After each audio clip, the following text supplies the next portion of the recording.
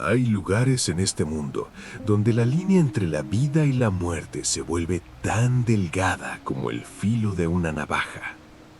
Lugares donde el aislamiento no es solo una condición física, sino una sentencia que puede destrozar la mente humana. En 1801, dos hombres fueron enviados a uno de estos lugares, una plataforma de madera y hierro clavada sobre rocas mortales a 30 kilómetros de cualquier alma viviente. Se odiaban con cada fibra de su ser. Discutían por todo, gritaban hasta vaciar las tabernas, y todos sabían que algún día llegarían a los golpes. Pero nadie imaginó lo que realmente sucedería cuando uno de ellos muriera en medio de una tormenta de invierno que duraría 4 meses. Porque el sobreviviente no podía arrojar el cuerpo al mar, no cuando todos conocían su odio mutuo. Sería acusado de asesinato. Así que construyó un ataúd tosco y lo ató a la barandilla exterior. Pero el océano tenía otros planes.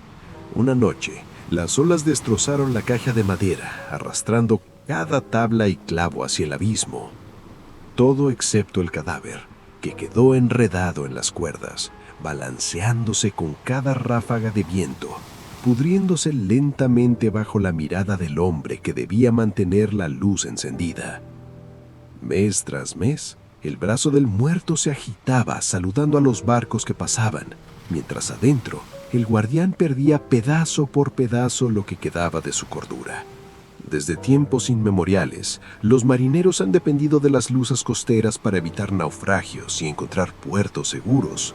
Antes del GPS, antes de la electricidad, antes de cualquier tecnología compleja, los faros eran la única barrera entre la tripulación de un barco y una muerte segura. Estas estructuras se alzan en los lugares más remotos del planeta, en acantilados azotados por el viento, en islas olvidadas, en arrecifes que han destrozado cascos de barcos durante siglos. Y aunque su propósito es proyectar luz en la oscuridad, muchos de estos faros esconden historias que congelarían la sangre del más valiente. Historias de tragedia, de pérdida, de locura. Porque si algo nos enseña el pasado, es que donde hay personas, hay sufrimiento. Y en ningún lugar ese sufrimiento es más intenso que en el aislamiento absoluto. Hoy les voy a contar una historia real que sucedió hace más de 200 años. Una historia tan perturbadora que cambió para siempre las normas de operación de los faros en todo el mundo. Pero antes de continuar, déjame saber en los comentarios desde dónde estás viendo este video. Me encantaría saber cuántos de ustedes conocen esta historia o si tienen faros legendarios en sus propias costas. Los Smalls son un conjunto de rocas de basalto negro que emergen del Atlántico como dientes rotos a 30 kilómetros de la costa de Gales. No hay vida ahí, solo piedra fría golpeada eternamente por olas furiosas y vientos que pueden arrancar a un hombre de sus pies. En 1776, un empresario de Liverpool llamado John Phillips financió la construcción del primer faro en estas rocas malditas. La estructura no era nada parecido a los elegantes faros de piedra que conocemos hoy. Era básicamente una cabaña de madera elevada sobre pilares de oble y hierro, permitiendo que las olas pasaran por debajo sin destruirla. Henry Whiteside diseñó y construyó la torre, y para demostrar su confianza en la estructura, él mismo encendió la llama y la mantuvo durante el primer invierno. La habitación principal era una celda de madera donde apenas cabían 2 hombres. La mayor parte del suelo lo ocupaba una trampilla que daba acceso desde abajo mediante una escalera de cuerda. Esta trampilla debía permanecer cerrada en todo momento, excepto cuando alguien entraba o salía, porque constituía literalmente el piso de la habitación. Una galería estrecha con barandilla rodeaba la cabaña, permitiendo a los guardianes salir para hacer reparaciones. Sobre la habitación principal estaba la sala de la linterna, donde ardía la luz que guiaba a los barcos a través de las aguas traicioneras. Era, en esencia, una casa en el árbol atada a una roca en medio del océano helado. Pero cumplía su propósito. Whiteside sobrevivió ese primer invierno sin incidentes e incluso ideó un sistema para enviar mensajes al continente usando el clásico método de notas en botellas de vidrio. Después de su breve estadía, Whiteside pasó la antorcha, literalmente, a un par de hombres que serían los guardianes profesionales del faro. Y así fue como el faro de los Smalls operó durante más de 2 décadas, con 2 hombres viviendo en aislamiento absoluto a 30 kilómetros de la civilización. Semanas enteras pasaban sin contacto con nadie. Durante el invierno, ese silencio podía extenderse por meses. Pero lo que nadie anticipó fue lo que sucedería cuando 2 hombres que se odiaban quedaran atrapados juntos en ese infierno flotante, y uno de ellos muriera en medio de una tormenta de invierno que duraría 4 meses. En el invierno de 1801, Thomas Howell y Thomas Griffith eran los guardianes asignados al faro de los Smalls. Según los registros, Griffith era alto, joven, de constitución poderosa, un trabajador físico en la flor de la vida. Howell, por otro lado, era un hombre pequeño de mediana edad, un artesano que había pasado años fabricando barriles. Ambos eran de Pembrokeshire, ambos estaban casados y tenían familias en tierra firme, y ambos se odiaban con una intensidad que asustaba a quienes los conocían. Durante sus infrecuentes visitas al continente, los hombres podían ser vistos en las tabernas discutiendo constantemente. Las peleas abarcaban cualquier tema imaginable, y los testigos afirmaban que no había nada en lo que pudieran estar de acuerdo. A veces los gritos se volvían tan violentos que la taberna se vaciaba solo para escapar de ellos, pero curiosamente nunca llegaron a los golpes físicos, aunque todos esperaban que lo hicieran. El invierno de 1801 trajo consigo tormentas particularmente brutales. Los guardianes de relevo no podían aterrar en la isla. Los barcos de suministro intentaban llegar a la roca, pero fracasaban una y otra vez. El agua fresca y la comida comenzaron a escasear. Intentaron usar el método de Whiteside de enviar mensajes en botellas, pero nadie respondió, probablemente gracias a esas mismas tormentas tempestuosas que impedían que los suministros llegaran. Lo único que no se acabó fue el combustible para la luz, así que Howell y Griffith continuaron con su deber. Después de todo, esas mismas tormentas que los mantenían aislados también amenazaban a los barcos que pasaban por los Smalls. Su trabajo era más importante que nunca. Fue probablemente en el servicio de ese deber que Thomas Griffith se enfermó.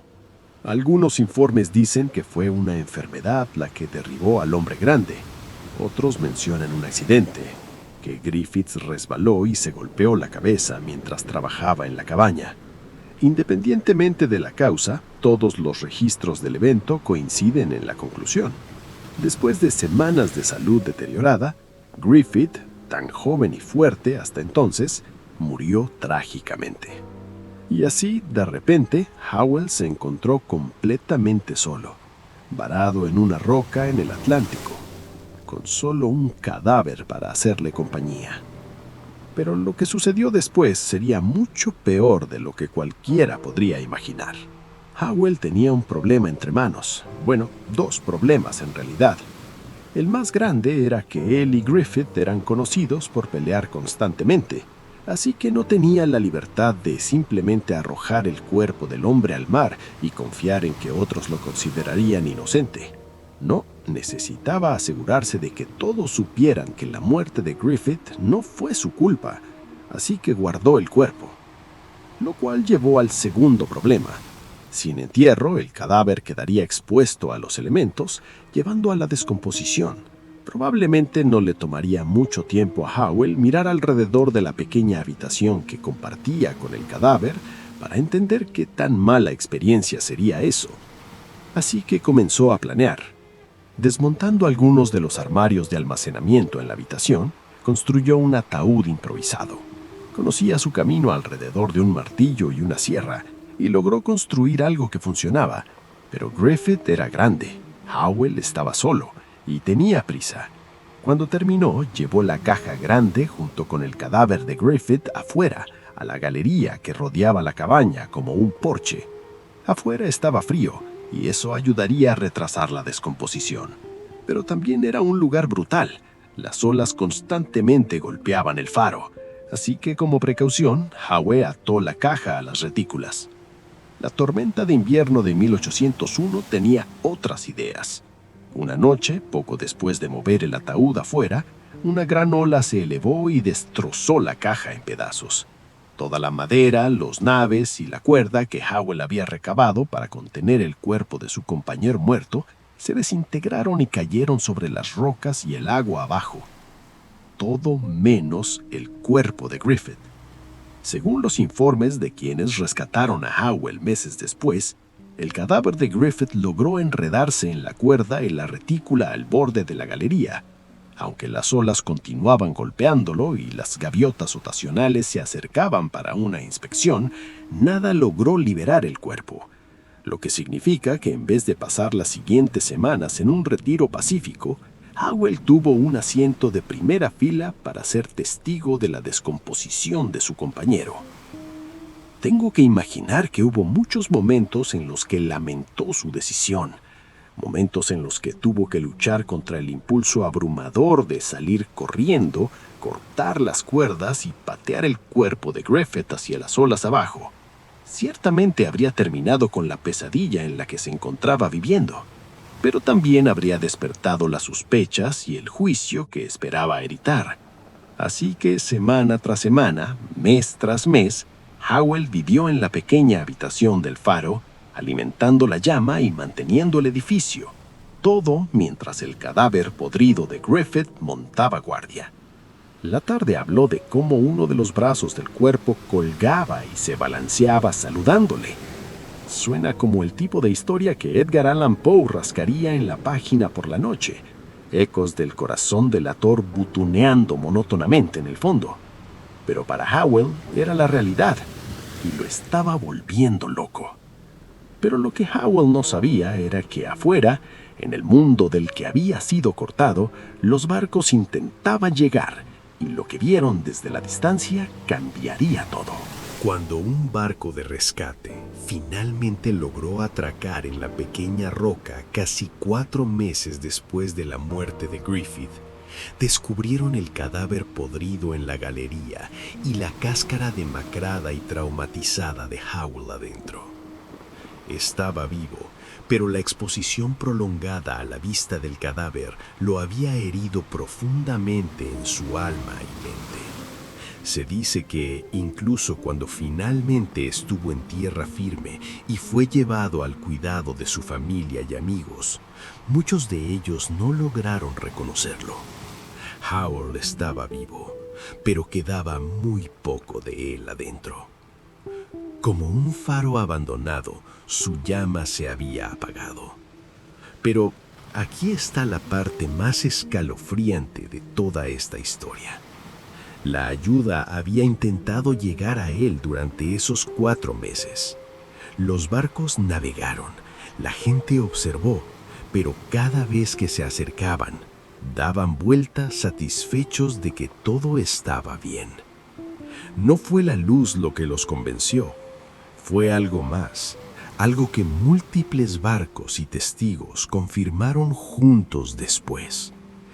Cada vez que se acercaban, podían ver en lo alto de la galería que rodeaba la luz la forma de un hombre. Pero no estaba pidiendo ayuda ni haciéndoles señas para que atracaran en la isla. No, según quienes lo vieron, este hombre no hacía más que apoyarse en la barandilla y saludar, una y otra vez.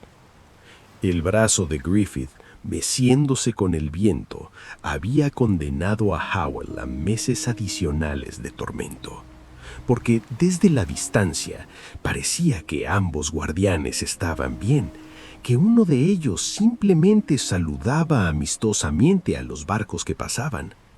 La historia de Thomas Howell y Thomas Griffith es aterradora no por fantasmas o apariciones sobrenaturales, sino porque podría habernos sucedido a cualquiera de nosotros.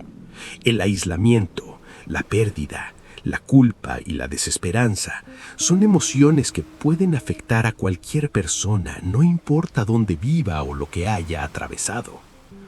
Después de este incidente, las autoridades de Faros cambiaron sus políticas para siempre. Nunca más 2 personas serían asignadas a un faro aislado. A partir de entonces, siempre habría al menos 3 guardianes para que si uno moría, los otros 2 pudieran dar testimonio de las circunstancias. El viejo faro de los Smalls fue eventualmente reemplazado por una estructura más grande y resistente en 1861. Pero la historia de lo que sucedió allí en el invierno de 1801 nunca fue olvidada. Y se dice que en las noches de tormenta, cuando el viento aúlla a través de las rocas de los Smalls, todavía se puede ver la silueta de un hombre en la galería del antiguo faro, inmóvil, excepto por un brazo, que se balancea lentamente, saludando a los barcos que pasan, una y otra vez, para siempre.